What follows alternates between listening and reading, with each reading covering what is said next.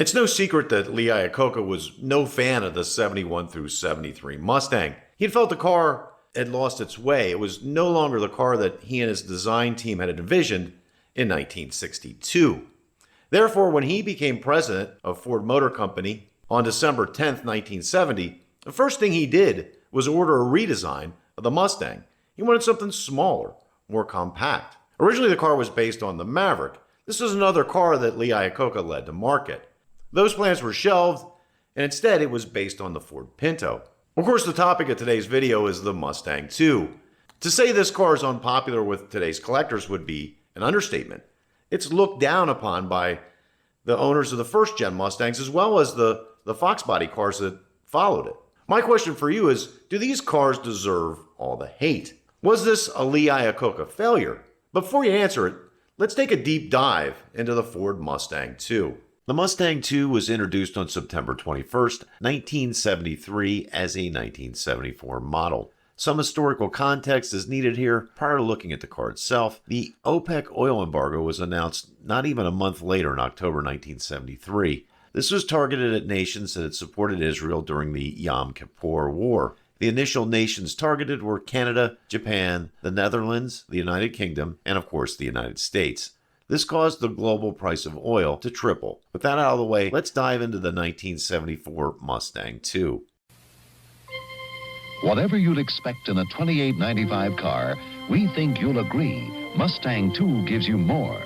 Jewel-like styling and detailing, a thrifty 4-cylinder engine, front disc brakes, rack and pinion steering, a wood-tone panel with real instruments, even a tachometer, a 4-speed, not 3-speed transmission, a truly elegant, luxurious interior.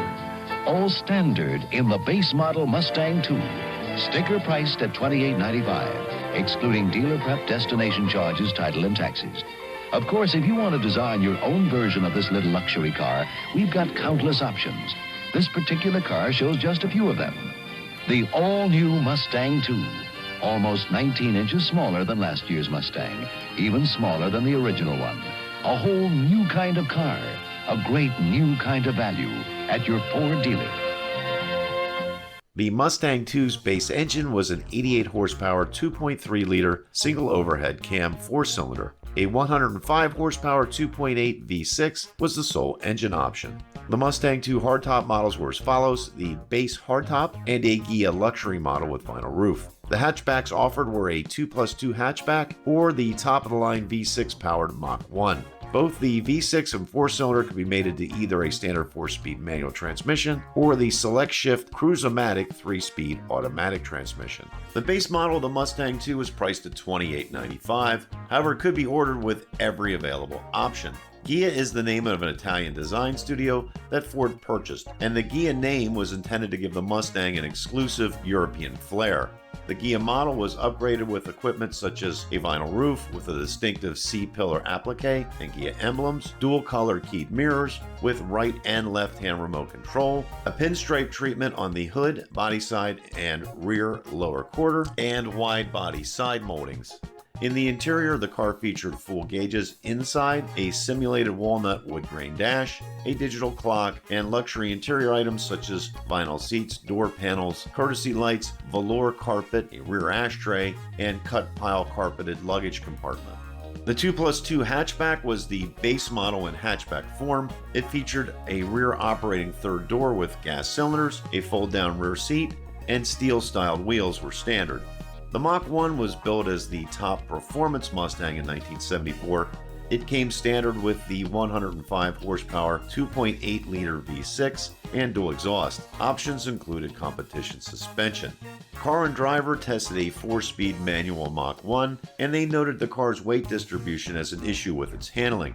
57% of the weight of the car rested over the front wheels, and they felt it plowed into the corners. They went further, explaining their test car was equipped with the optional competition suspension that included heavy-duty springs, front and rear anti-sway bars, and adjustable shock absorbers. Even with the shock absorbers set on their firmest settings, heavy body lean was present in all handling tests. Their acceleration tests were not exactly thrilling either, with the Mach 1 hitting 60 miles an hour from a dead stop in 12.2 seconds and passing the quarter mile in 18.2 seconds at 74 miles per hour. 0 to 100 took a full 48 seconds, and the top speed at redline was 107 miles per hour. A few other items of note: the Mustang II was 4.7 inches narrower and a full 14 inches shorter than the 1973 Mustang it replaced, and depending on the version was 110 to 330 pounds lighter. While the Mustang II was based on the Pinto, unique to the Mustang II was a unibody with an isolated front suspension, an engine mount subframe, power rack and pinion steering, and staggered rear shock absorbers. The Mustang II was a hit with the public. It is the 6th best-selling Mustang of all time. Ford sold over 296,000 Mustang IIs in 1974, which is more than double the sales of the 1973 Mustang. It was named the Motor Trend Car of the Year for 1974. I got this fabulous car that drives me out of my mind. A car I never thought I would find. Mustang II. It's incredible and it's mine. Take a closer look at the new Mustang II, the small personal car now with the exciting performance of an optional V8 engine, a fabulous Mach 1, a new special silver gear with more options than ever, even a new moonroof, 3 easy-on-gas engines, 4 models. Sounds incredible? It is incredible. Mustang II. It's incredible and it's mine.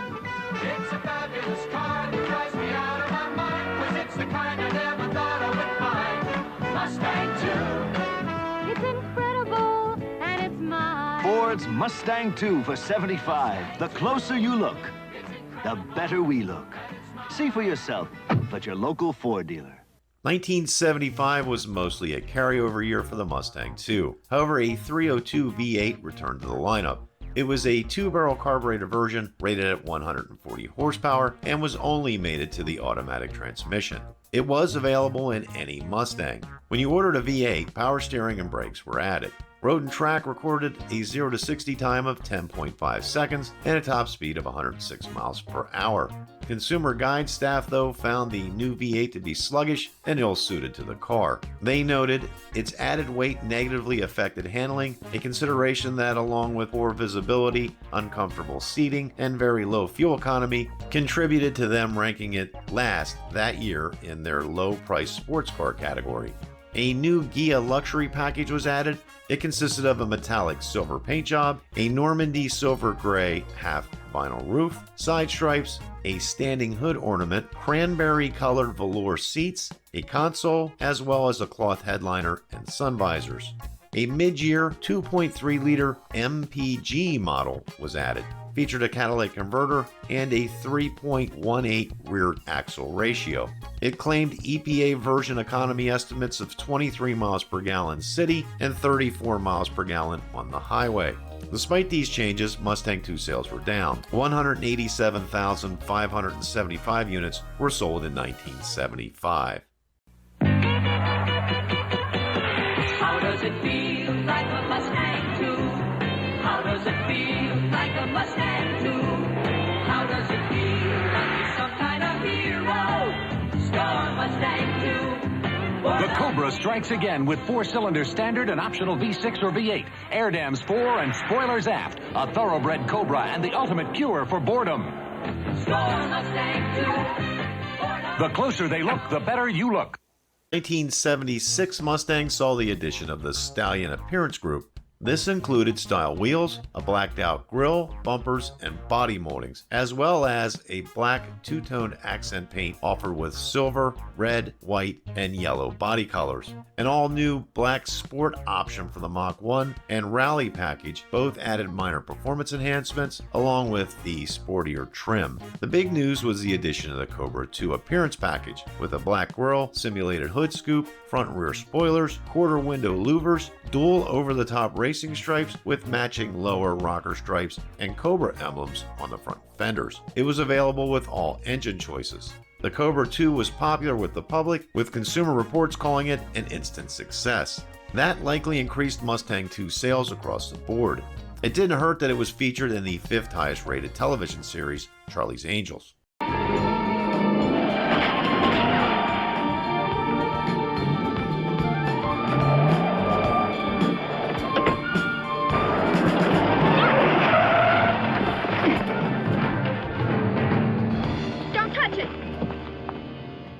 They featured the car in multiple episodes, and it was able to chase bad guys with Kate Jackson, Farrah Fawcett, and Jacqueline Smith behind the wheel, so it should be good for a trip around town.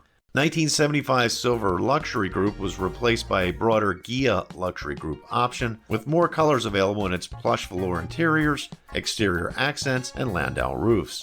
Sales literature continued to refer to the Mustang II as Ford's small, sporty personal car. Mustang sales numbers were holding steady at 1975 levels, with 188,567 Mustang IIs being delivered in 1976.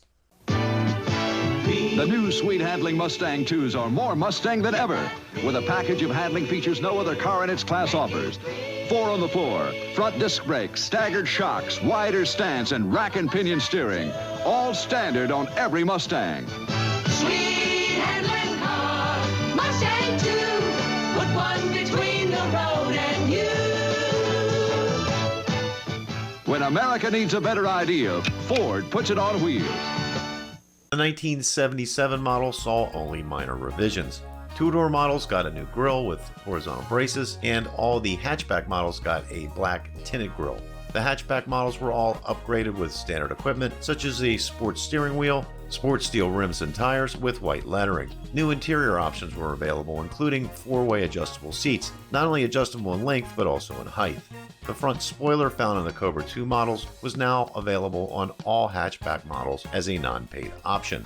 The T-top option became available for the first time, but was only offered for hatchback models. 2 additional colors for the Cobra stripes in red or green were available for the white Cobra II. A mid-year revision pushed the 1978 changes out early. This was most notable in the Cobra model, which saw the hood scoop turned around to seem more aerodynamic and the graphics revised. The decal now featured a single stripe over the top, and on the sides of the car were large stripes raised to the middle of the body sides with large Cobra lettering. Louvers were added to the hatch, and side panel louvers only came in black. All of the glass moldings were painted black.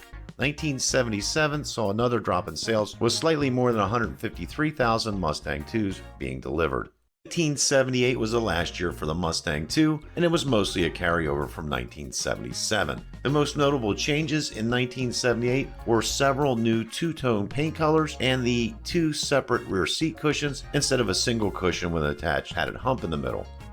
7 new colors were also added. New variable ratio power steering was available, along with a fashion accessory package for the coupe. This was designed to appeal to women. It included cloth Fresno seat inserts, driver's side illuminated sun visor mirror, a 4-way adjustable driver's seat, coin tray, map pockets, pockets in the door panels, and pinstripes. The Ghia, Mach 1, and Cobra II continued on with no changes. New for 1978 was the King Cobra. This was a $1,277 appearance option package that consisted of entirely cosmetic upgrades. They consisted of a targa band over the roof, a wide hood Cobra decal, a more aggressive chin spoiler, fender flares, custom paint, and graphics. The King Cobra was only available with a V8. A total of 4,313 King Cobras were produced. Now, I've found 15-second quarter-mile times posted for this car on the internet in multiple locations, but that's just flat out wrong. I have seen a 0 to 60 time posted by Car and Driver magazine of 10.1 seconds, and that seems accurate. They didn't bother to post a quarter-mile time. Sales were up in 1978, with numbers hitting slightly more than 192,000 units.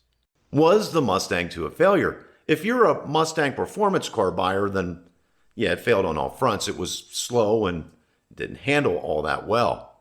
Now, to be fair, there were very, very few performance cars built between 1974 and really the early 80s. Emission standards were new, and it took engineers a long time to figure out how to deal with these standards and make a car that could move. For Lee Iacocca and Ford Motor Company, the Mustang II was a huge success. They sold over 1 million cars in its 5-year run, and it was based on the Pinto, a car that already had a lot of research and development put into it. So the development costs were relatively low. Iacocca clashed with Henry Ford II. That had happened since he started working for the company. They never really saw eye to eye on things.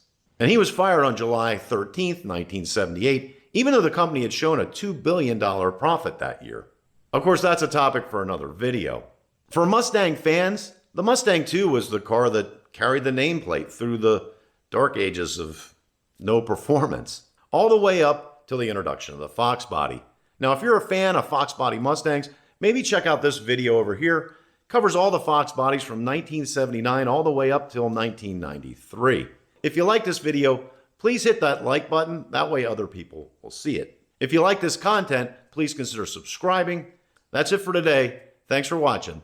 Until next time, we'll see you.